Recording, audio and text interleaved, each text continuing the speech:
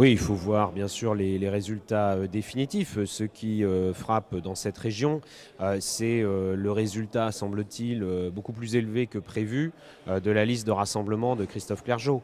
Et si on regarde l'ensemble des résultats, on voit aujourd'hui que le total des voix qui se sont portées sur des listes de gauche ou écologistes est supérieur au total des voix qui se sont portées sur les listes de droite.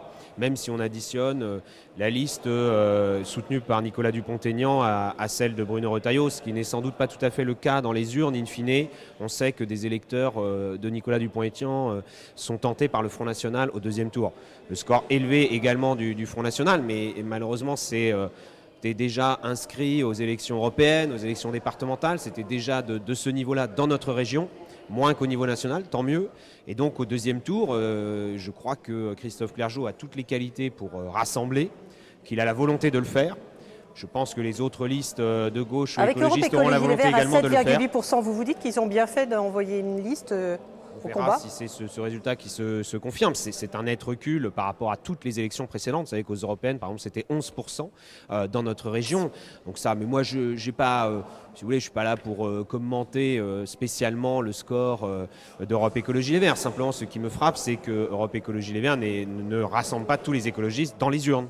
Non seulement ils ne rassemblent pas dans le parti, mais ne rassemblent pas dans les urnes. Mais là, ce qui compte, c'est le rassemblement pour le deuxième tour, que chacune et chacun prenne ses responsabilités pour construire cette liste de rassemblement. Ça va très très vite, c'est demain que ça se joue, et je crois que les électeurs à ce moment-là peuvent avoir une majorité de gauche et écologiste dans notre région. La difficulté sur ce rassemblement, François Pinte l'évoquait tout à l'heure, c'est quand même le dossier de Notre-Dame-des-Landes, qui reste un dossier épineux, on le sait. Sophie Bringui a dit pas de fusion si il n'y a pas une étude préalable sur l'extension de Nantes Atlantique.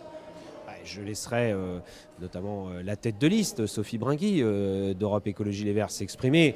Ce que je crois, c'est que cette question ne fait pas tout pour la politique régionale. On avait posé la question dans région. Un sondage Ipsos, on avait posé la question à nos électeurs dans la région Pays de la Loire sur l'influence de la reprise du chantier de Notre-Dame-des-Landes sur le vote.